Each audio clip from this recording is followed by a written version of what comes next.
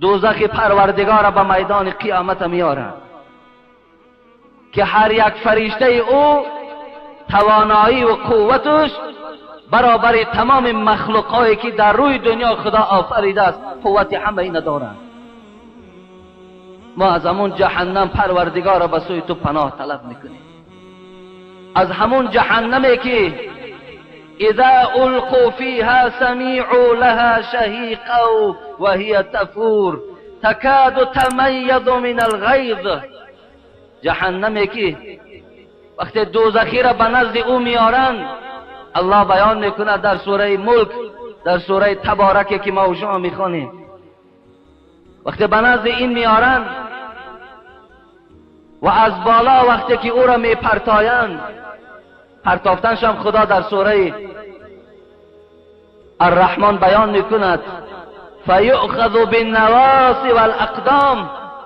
پروردگار آدم گناهگار، آدمی از خدا نمیترسیدگی را وقتی نزد چاه دوزخ می آورده است، ملائکه ها را امر می کرده است او را پرتاین در آتش. اونا چگونه می دارند دوزخی را؟ فیؤخذ بالنواصی والاقدام. پروردگار میگوید یک دست فرشته در موی سر توست و دست دیگرش در پایهای توست و همچنان تو را سرازیر در دوزخ میپرتاید. اذا القوا فیها سمعوا لها شهیقا وهی تفور. پروردگار میگوید وقتی دوزخ لقمه خودش میبیند، دوزخی را میبیند، آنچنان عرض میکند که مثل آوازی خر است، قبول میکند دوزخی را. وهی تفور. پروردگار میگوید آنچنان دوزخم خشمناک میشود که زود است که میگویی میترکد. پروردگارا از همون جهنمت ما همه بندگانت به سوی تو پناه طلب میکنیم، زیرا این بدنهای نازک ما قوت عذاب تو را ندارد. پروردگار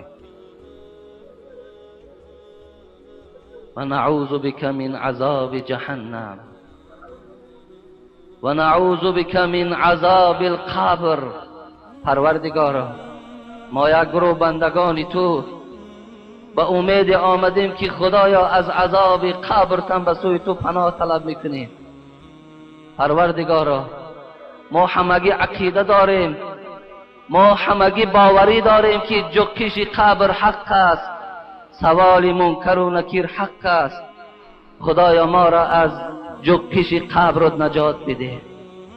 سعد ابن معاذ رحمت الله علیه یکی از بنده های صالح پروردگار بود که حتی در صحیح بخاری میگذرد وقتی روح سعد ابن معاذ از بدن او جدا میشد و وقتی روح او به سوی عرش رفت، حبیب خدا گفت عرش پروردگار از شادی در حرکت در آمد. سعد ابن معاذ 70,000 ملائک در حدیث ها میگوید در جنازه سعد ابن معاذ اشتراک داشتند.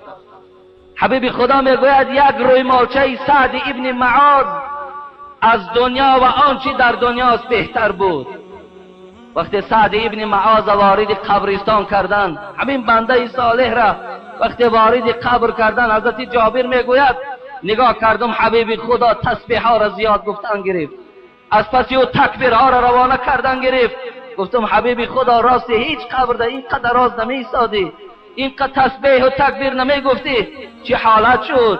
گفت سعد ابن معاذ قبر جکی، بنده که 70,000 ملائک در قبر در حضور جنازش بودند.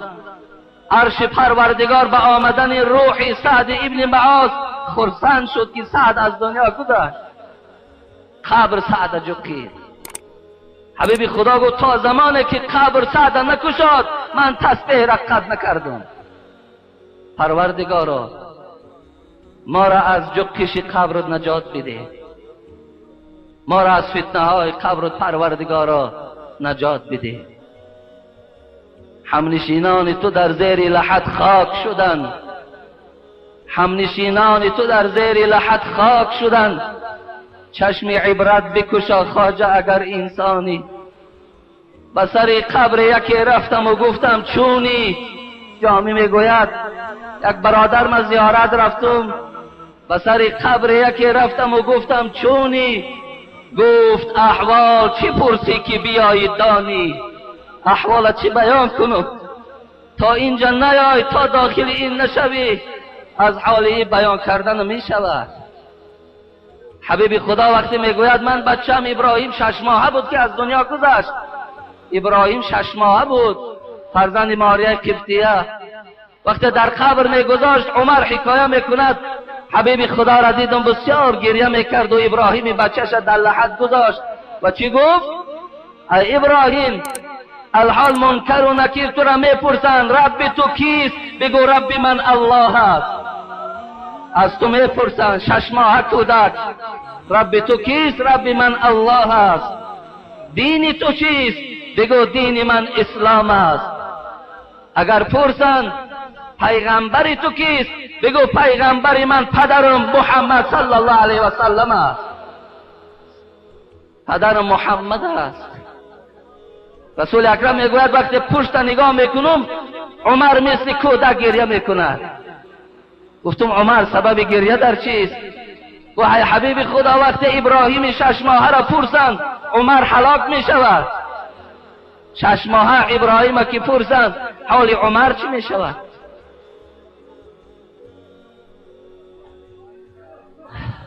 شیخ احمد رحمت الله علیه حکایه میکند که وقتی دوستای خدا رفتن دیدن شیخ احمد یک آدمی در راه خدا جگرها سوختگی گریه‌ور بود، گریه میکرد. حضرت بیان کردند ای شیخ احمد برای چی گریه میکنی؟ حضرت بیان کرد به بالا 7 جنت فوق گردون، به زیرم 7 دوزخ ماند و بیچون، بیاسایم چگونه در میانه، بود لازم به من فکر شبانه. حضرت بیان کرد ای دوستای خدا بالای سرم 8 جنت است، در زیر پام 7 دوزخ است. من شیخ احمد در بین هر دو این خوابیده هستم، چگونه خواب کنم؟ ندانم، نمیدانم که از پستم یا از بالا چه آید حکم از عزت تعالی. من نمیدانم که من بالا میرم و نمیدانم پایان میرم. چون این گفت آن جگر خون گریه‌ور شد، کشید آه مگر خونی جگر شد. حضرت گریه کردند، داد گفتند، فغان زدند که من نمیدانم. گفتن از کدام جانبش باش. خدای مهربان ما از قبر تو به عزتت قسم میترسیم، به جلالت قسم پروردگار از دوزخ میترسیم.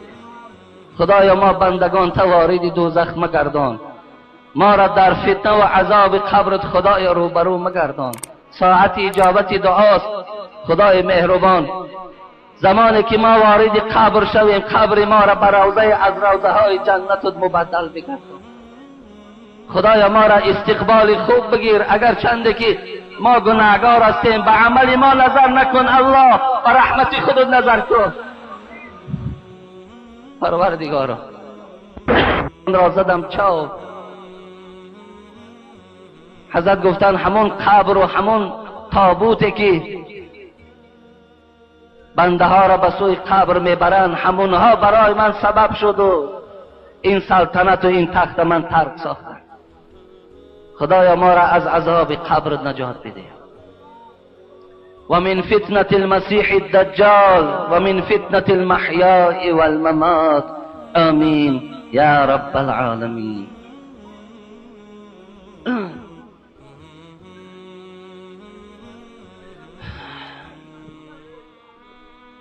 اعوذ بالله من الشیطان الرجیم. بسم الله الرحمن الرحیم.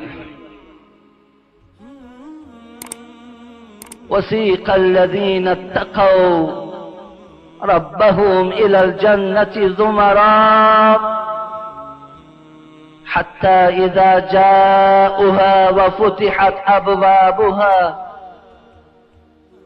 وقال لهم خزنتها سلام عليكم طبتم فادخلوها خالدین وقالوا الحمد لله الذي صدقنا وعده وأورثنا الأرض نتبوأ من الجنة حيث نشاء فنعم أجر العاملين. صدق الله العظیم.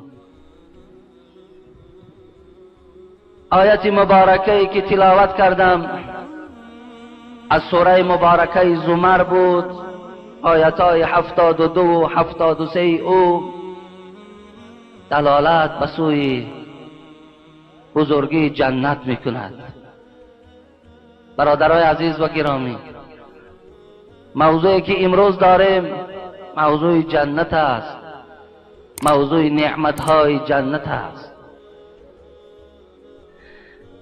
پیش از آنی که من به جمعه می آمدم 2 روز 3 روز پیش قبل خیلی برادرای عزیزی ما از هر گوشه و کناری جمهوری ما زنگ میزنند.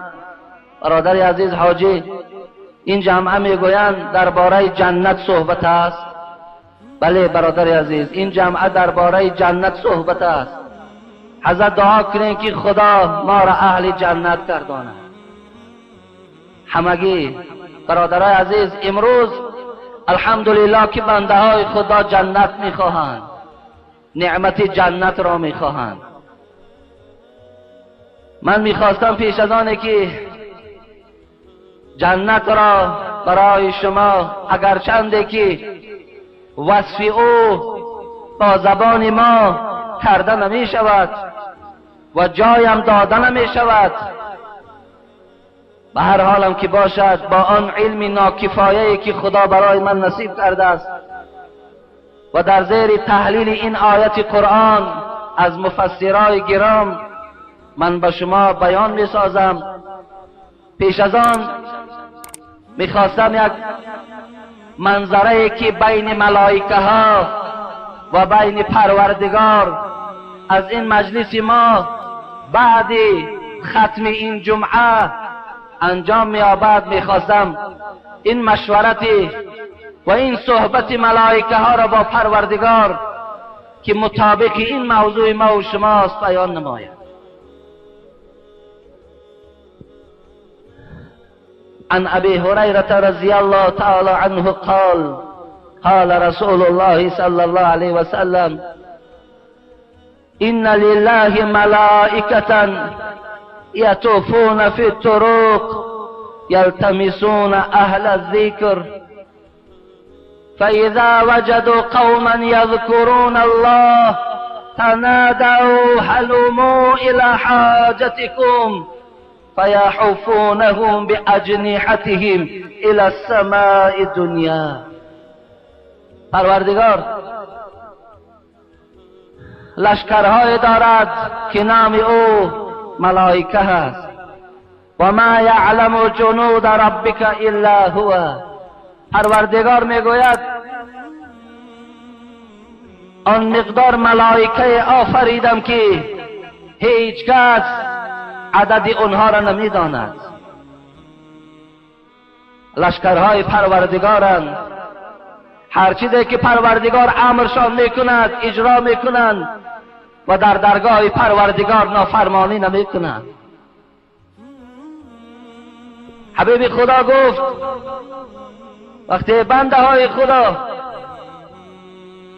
شما در این ساعت وقتی جمع شدین یا بیرون از مسجد در یک خانه شما برای یاد خدا جمع شدین، پروردگار ملائکه های دارد که یطوفون فی طرق، کوچه به کوچه، ناحیه به ناحیه، شهر به شهر آسمان را میگردند، پرواز میکنند. فاذا وجدوا قوما یبحثون، اونها یلتمسون به معنای یبحثون است، اونا جستجو میکنن چیزی را گم کردن که در جستجوی همان چیزی گم شده است. و چی باشد؟ حبیب خدا گفت اونها حلقه ذکر میکوبند، اونها یاد خدا میکوبند، اونها جمعیت مردم مسلمانی که اونجا از احکام و ارکان الهی صحبت می رود، جستجوی اونها، کافتن اونها فقط انا همین است. حبیب خدا گفت فاذا وجدوا قوما، وقتی که این ملائکه ها جمعیت ما را یافتند، این گروه مردم را یافتند که اینجا یاد خدا، اینجا ذکر خدا رفته ایستاده است، فرشته که آوازش خیلی دور دست می رود، تنادوا، فریاد میزد است، ای فرشته هایی که در گرد اطراف جهان هستید، بیایید که آن چیزی که ما میخواستیم، آن چیزی که ما جستجو داشتیم، آن چیزی که ما درخواست داشتیم برای ما مهیاست، بیایید که من آن مجلس یافتیم. به نام آن خدایی که جان ما و شما در دست اوست، حاضر ما و شما در نظارت ملائکه ها قرار داریم. ملائکه ها ما و شما را نظارت دارند. حلومو الی حاجتکم، بیایید. حلومو به معنای تعالو، بیایید به سوی آن حاجتی که داشتیم، آن چیزی که ما اشتیاق او را داشتیم، آن چیزی که ما گرسنه وی بودیم، آن مجلس یافتیم. چگونه برادرای ما از راههای دور و نزدیک 300 کیلومتر و 200 کیلومتر طی میکنند برای خواندن نماز جمعه، برای گوش کردن سخن خدا و رسول می آیند. این چنین ملائکه ها هم عادت شما را دارند، این عقیده شما را دارند. اونا از شما را دیده با تشنه‌تر هستند، اونا را خدا مخصوص همین آفریده است.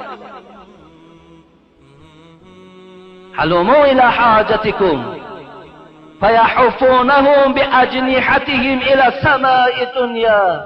حبیب خدا گفت ملائکه ها صاحب پر هستند، با پرهای کلان خود آسمان دنیا را پرده پوش میکنند. همگیشان نظارت به سوی مجلس ذکر دارند، همه گوش یعنی بنده های خدا چی میگویند.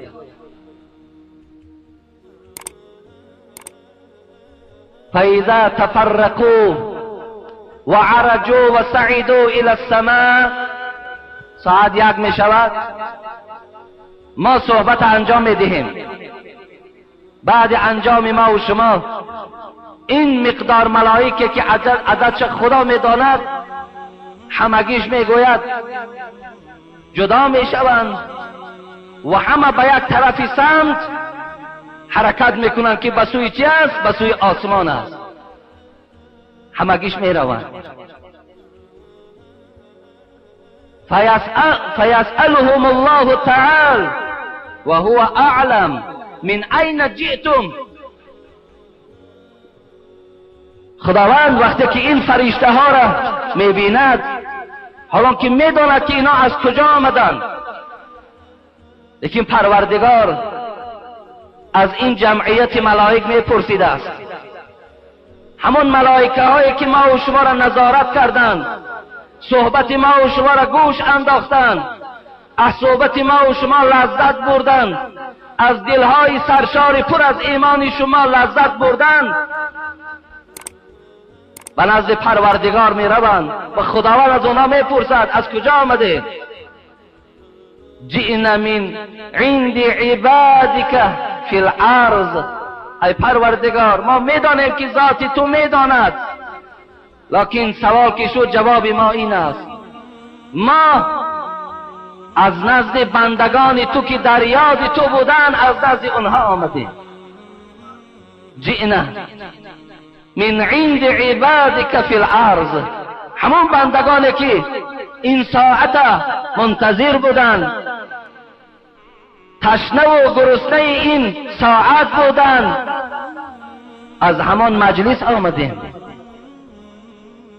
یسبحونک یکبرونک یحمدونک یمجدونک و یسألونک. فرشته ها چی میگویند؟ پروردگارا وقتی ما تا 1 ساعت در این صحبت بودیم، بندگان تو را تکبیر میگفتند، بندگان تو را تسبیح میگفتند، حمد تو را یاد میکردند، بزرگی تو را یاد میکردند، از مهربانی های تو یادآور میشدند. لیکن همه اونها یک مقصد داشتن. ببینید همه اونها یک مقصد داشتن. پروردگارا یسألونک، از تو میپرسیدن، از تو سوال میکردن. قال فما یسألونی، پروردگار با این فرشته ها میگفته است این صحبت بعد جمعه ما و شما میشود. میپرسید است از چی چیز میپرسن بندگان من؟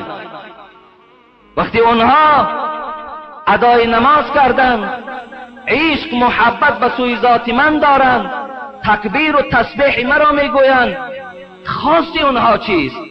اونها از من چی میخواهند؟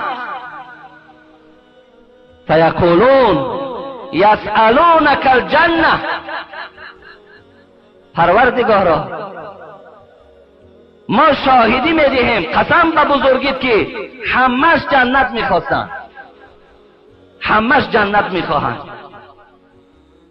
امید چون همین است که خدایا زمانی که این نعمت عمر تمام میشود، زمانی که این امانت از ذات تو قبض میکند، بعد این پروردگارا ما را جنت ره سپار بگردان.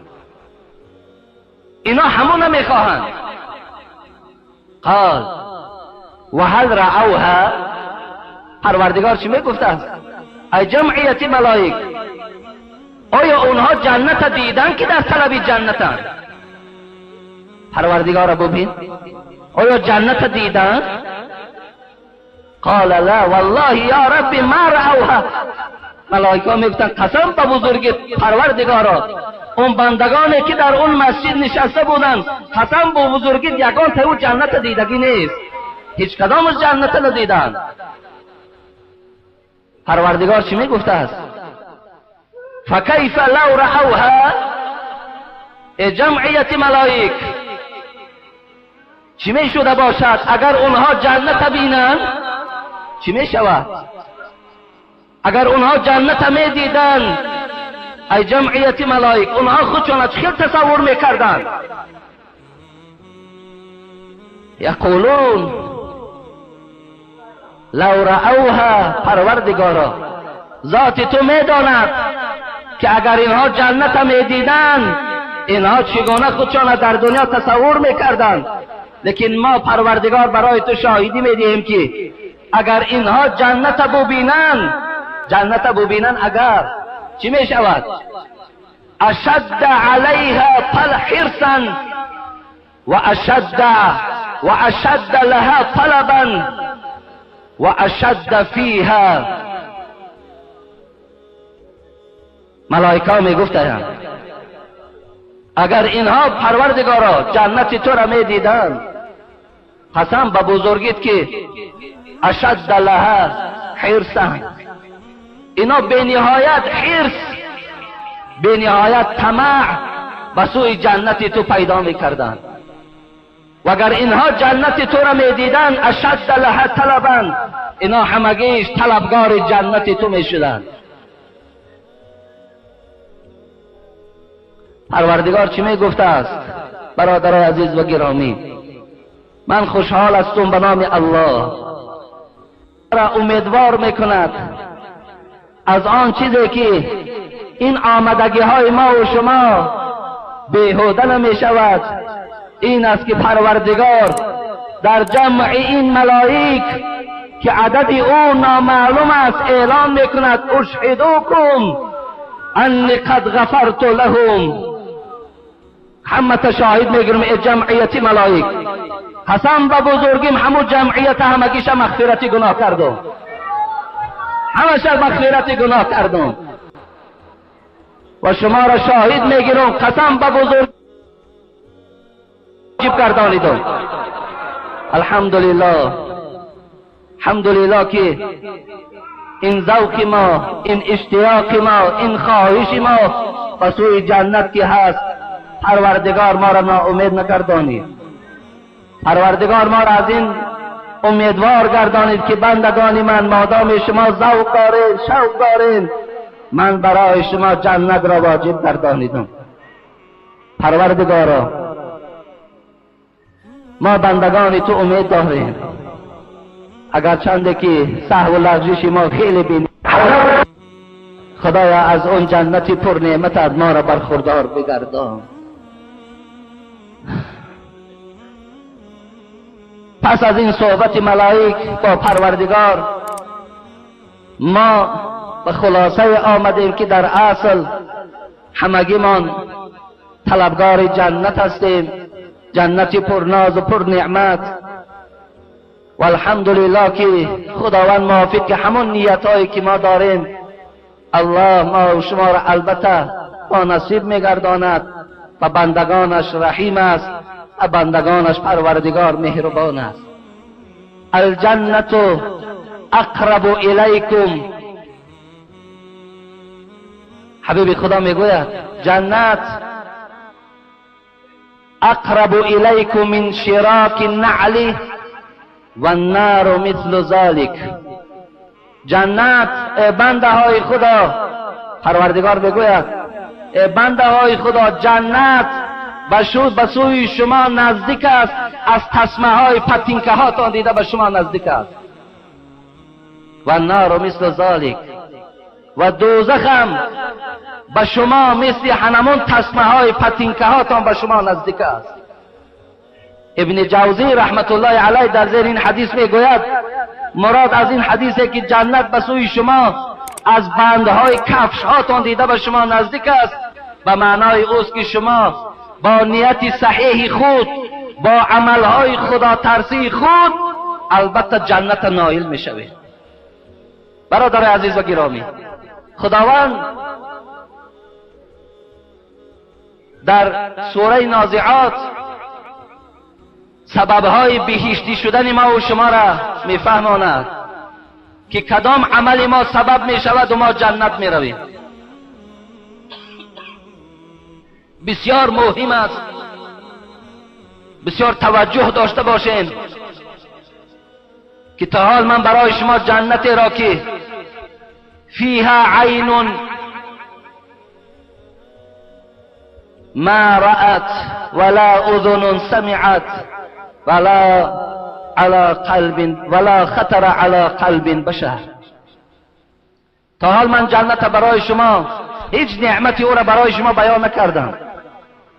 جنت حبیب خدا میگوید جنت جایی هست که چشم وی را ندیده است، گوش وی را نشنیده است.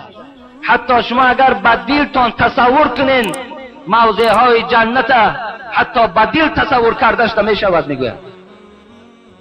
لیکن الله میگوید دو سبب دارد که انسان جنت میرود. اعوذ بالله من الشیطان الرجیم. و اما من خاف مقام ربه و نهى النفس عن الهوى فإن الجنة هي المأوى. پروردگار میگوید هر کسی که اگر یکم سبب بهشتی شدن ما و شما، یکم سبب بهشتی شدن ما و شما این بوده است و اما من خاف مقام ربه، هر کسی که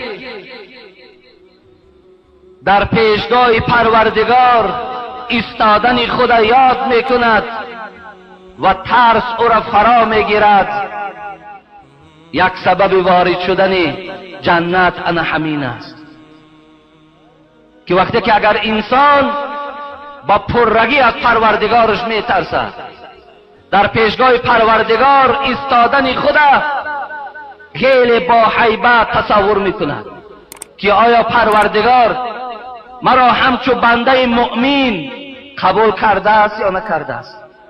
آیا پروردگار عملهایی که من در جنت انجام دادم آیا عملها ما قبول کرده است یا نکرده است؟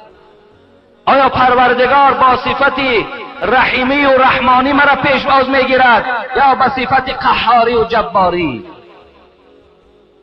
انسان اگر اینها را تصور کند، اینها را به یادش بیارد و از پروردگارش بترسد، اینا چی میگویند؟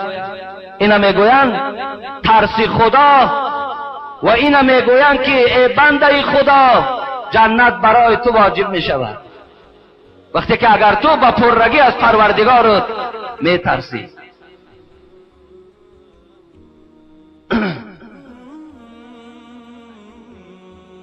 ولمن خاف مقام ربه جنتان. پروردگار میگوید از برای آن بنده که از پروردگارش میترسد من برای او دو جنت میدهم، یکی جنت پر از طلا، یکی جنت پر از نقره. اگرچه دیگر تفسیرها هم در زیر دو جنت آمده است. اکثر مفسرها به این رفتن که این آیات در شأن ابوبکر صدیق نازل شده است. ابوبکر صدیق، وقتی ابوبکر صدیق بار میگوید محل حساب میدان قیامت یاد کرد، پیشگاه پروردگار ایستادنش یاد کرد، قیامت یادش آمد، در حال چه گفت؟ گفت ای پروردگار کاش که مرا یک علف بیابان میکردی و یک حیوان آمده این علف میخورد و مرا ابوبکر نمیکردی. وقتی این سخن ابوبکر صدیق گفت، پروردگار میگوید این آیت نازل کرد ولی من خاف مقام ربه جنتان. این سخن ابوبکر از صدق بود، این سخن ابوبکر اصلا از ترس پروردگار بود که من پیشگاه پروردگارم ده چگونه راست می ایستاده باشم. ابوبکر که در حال حیات او را بشارتی به جنت رسول الله داده بود، ابوبکر که سلام الهی به نام او آمده بود، همین ابوبکر میگو کاش که یک علف بیابان میشدم، لکن ابوبکر نمیشدم. اگر این گونه ترس در دل ما و شما باشد برادر عزیز، یک سببی جنت رفتن ما و شما انا همین است. یک زن نزد رسول اکرم صلی الله علیه و سلم آمد. یک زن گوی حبیب خدا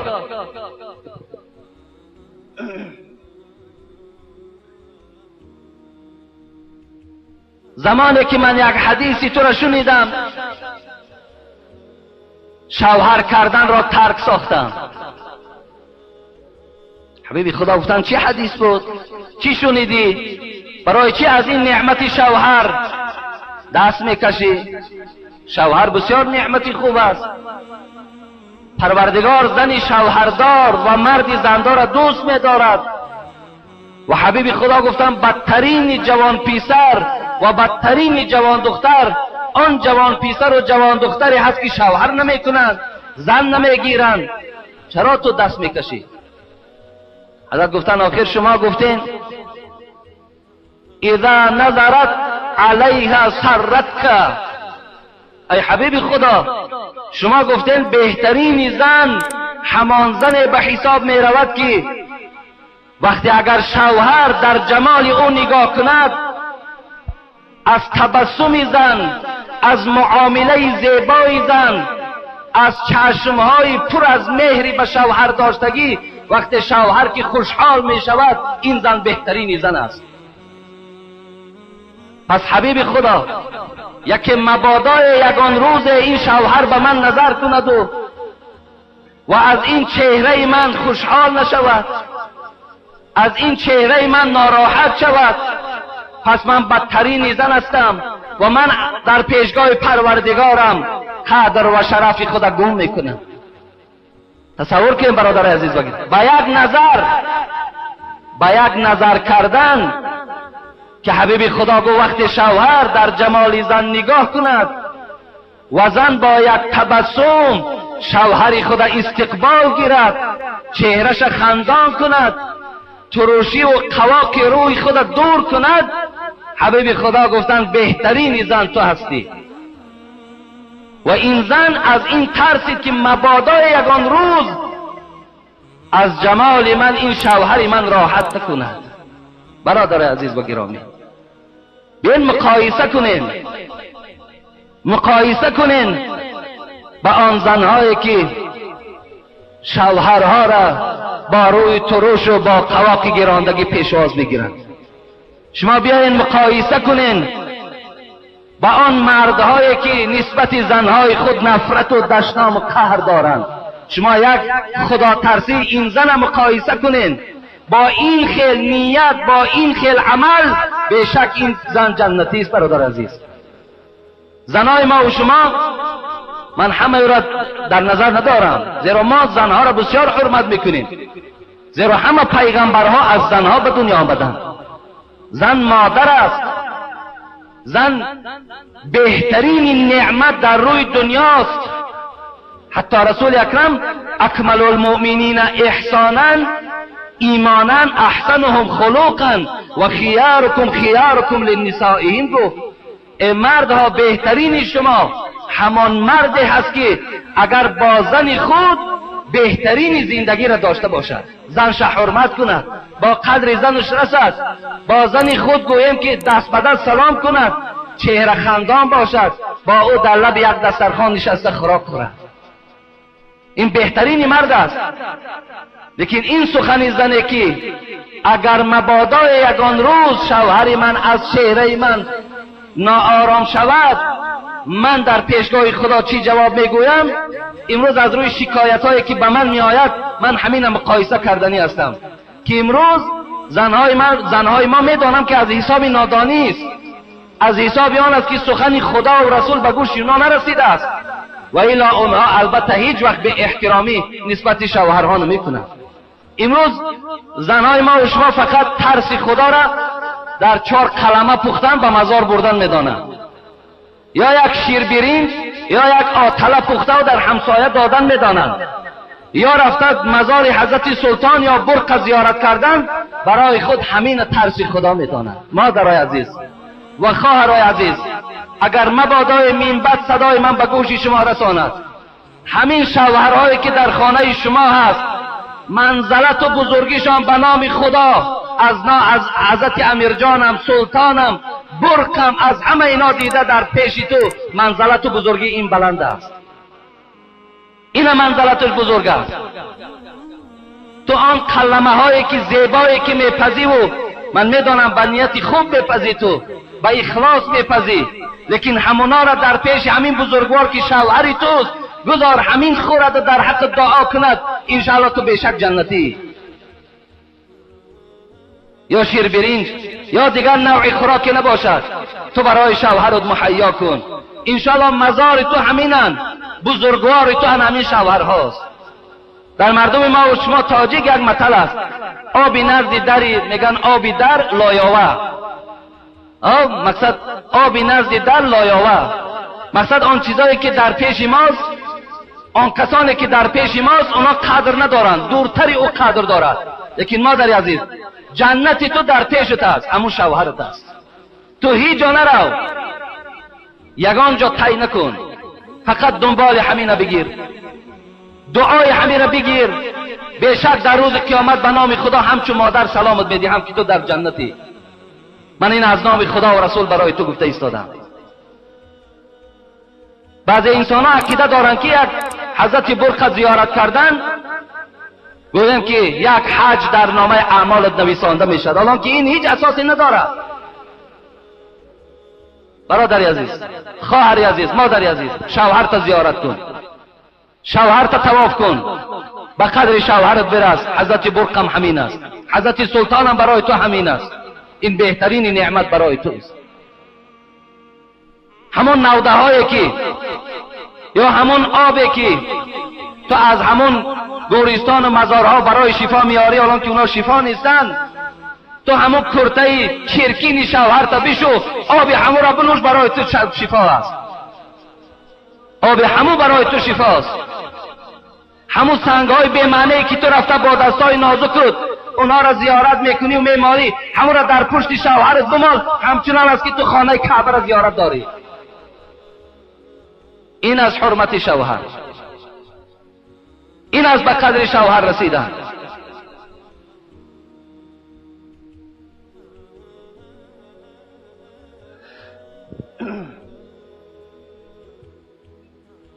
زن نزد حبیب خدا آمد، از ترس گفت پروردگار من شاید روز اگر روی ترش کنم شوهر من ناراحت شود، من در پیشگاه خدا چی جواب میگویم؟ و اگر پارسا باشد و خوش سخن، نگه در نکویی و زشتی مکن. حضرت سعدی میگوید اگر زن خوش سخن باشد، خوب چهره باشد، مقصد در چهرهش تبسم داشته باشد. دیگر زن بدرو باشد، ناخوب باشد هم چیکار کن؟ این اهمیت ندارد گفت. همه اونها را زنی خوشمنش خواه نه روی خوب، که آمیزگاری بپوشد عیوب. همه آن چهره بدروی تو، همون قامت ناخوبی تو را همش میپوشاند سخن خوشی تو، چهره استقبال میگرفتگی تو، همه اینا را نابود میکند. انشاءالله من باوری کامل دارم که خواهرای ما بعد شنیدن این سخنم شوهرهاشون حرمت میکند. او چیزی به جنایت دعوت نکردم خواهری عزیز، یکی مبادا از من ملال نشود. من به جنایت دعوت تا نکردم، من به بیشرفی و به یگان دویم راه نادرست دلالت تا نکردم. همین شوهری که دلی تو خواست، دلی او خواست، پدر و مادر تو که بزرگوار برای تو بودند، اونا در بین ایستادن، رازگی دادن، هر دی شما در نکاح حلال در آمدین. همین شخص من برای تو میگم حرمت کن، که حرمت این تو را جنت میبرد، احترام این تو را جنت میبرد. خواهر عزیز، حتی اگر تو میتونی در حیات یک حیله را استفاده بری. چی حیله؟ حتی همین شوهر سر از خواب خیز، اگر با یک کلمه تو پرسی که مردک شب چگل خواب کردی، این همین جمله را در پیش همون مردک بیان کن با سخن خوش، به نام خدا الله از تو راضی می شود. یا این قدر گوی که مردک آنقدر به تو محبت دارم که میخواهم که باقی مانده عمر من خدا تو را بتد، حالا که عمر هر کس خودش میبینه. هیچ وقت عمر تو را خواهر عزیز شوهر تا نمیتد، لیکن برای رضاگی شوهر بگو همین سخن. انشاءالله تو در پیشگاه خدا پاداش میگیری، اجر میگیری، مکافات میگیری. ببینین، یک و اما من خاف مقام ربه و نهى النفس عن الهوى فان الجنه هي المأوى.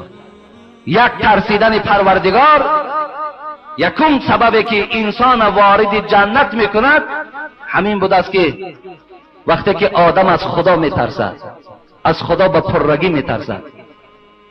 و نهى النفس عن الهوى، پروردگار گفت دویم چیزی که شما را جنت میبرد این است که شما به هوا و هوسی که بر شما خدا داده است به او کار نکنید. گر نفس نفس به فرمان توست، شک میاور که بهشت آن توست. اگر همین نفس در زیر اطاعت تو باشد، اگر همین نفس بدخواهی که خدا در سوره یوسف اعوذ بالله من الشیطان الرجیم ان النفس لاماره بالسوء، که نفس ها بدخواه شما هستند.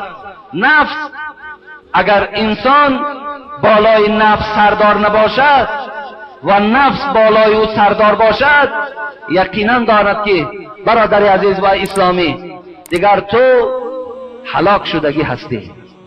رسول اکرم به اصحاب گفت چی میگوید در حق رفیقی که او را میخورانی، میپوشانی، نگاه و بین میکنی، با خارت میکند، یا در حق رفیقی که تماما به او توجه نداشته باشی عزت میآوی.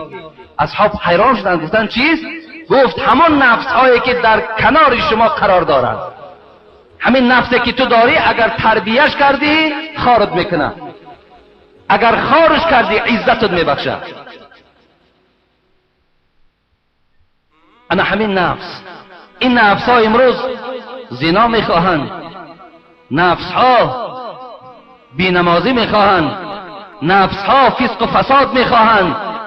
که وقتی ما پیش راه اینها را به حکومت ایمان داشتگیمان میگیریم، البته پیشگاه خدا را ما پاداش میگیریم.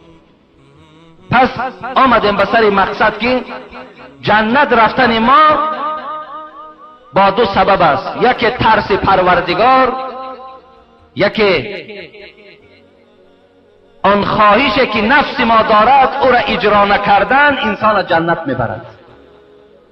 آیت قرآن میگوید، سوره نازعات میگوید، حبیب خدا گفتند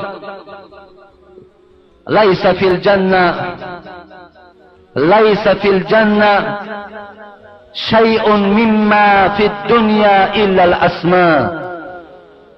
در جنت حبیب خدا گفتند هیچ چیز از این مال دنیا نیست. آن چیزی که در دنیا هست، چه از لباسش، چه از پوشاکش، چه از خوراکش، چه از نوشاکیش، هیچ کدام این در جنت نیست گفتند. بلکه نعمتهای جنت انشاءالله که من جمعه آینده اونا را بیان میکنم که چی نعمتها در جنت دارد، از این نعمتهای دنیا اون نعمتها چی فرق دارد. مگر حبیب خدا گفت از دنیا در جنت فقط یک چیز است و این چیز این نامهای شماست. نامهاتان در جنت همین نامها باقی میماند، همین نامی که در دنیا داریم. و این بود که من چندین بارها شما را میگفتم که چه حدیث مسلم است، چه حدیث بیهقی است، چه حدیث احمد است که حبیب خدا گفتند حق الولد علی الوالد ان یحسن اسمه و یحسن ادبه. فرزندها بالای شما ای پدر و مادر حق دارند. حقشان همین است که نام خوبشان گذارین و تربیه خوبشان کنید. دو حق بالای شما دارد، نام خوبشان گذارین. ان احب اسمائکم الی الله تبارک و تعالی عبدالله و عبدالرحمن. این روایت مسلم است. محبوب ترین نام به سوی پروردگار این عبدالرحمن است و این چیز و این عبدالله است. این دو نام پروردگار به نهایت دوست می‌دارند. از این خاطر حبیب خدا گفت روز قیامت شما به نام خودتان و نام پدرتان فریاد زده میشوید. به این خاطر نامهاتان نامهای خوب گذارید. ببین امروز نام مردک مسلمان قمچین، نام قمچین. خب داریم نه؟ این جای خنده نیست، این جای مصیبت است. نام آدم مسلمان تور، داستی، گدا. ببینین نام آدمی که خدای که شرفش داده است، این که قدرش داده است. نظر بسوی خود کن که تو جان دل ربایی، مفکن به خاک خود را که تو از بلند جایی. تو بسیار از بلند جایی، افسوس که نام تو را نام نادرست مانده. انجیر، زنجیر و دیگر رفتن میگیرن. اینا در گناهکار میشویم. یک آدم مرا گفتن که یک خانه در رفتیم، پرسیدیم نام بچه چیز؟ گفت نام بچه میلس ای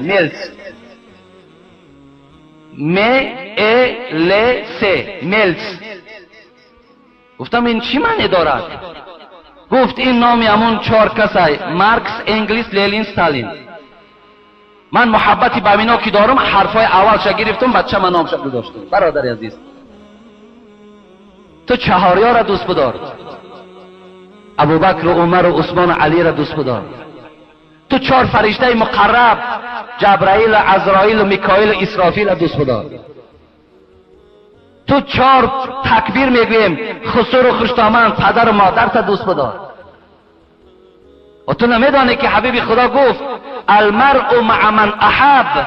کسی را در دنیا دوست میداری روز قیامت همراه او هستی. از این نمیترسی.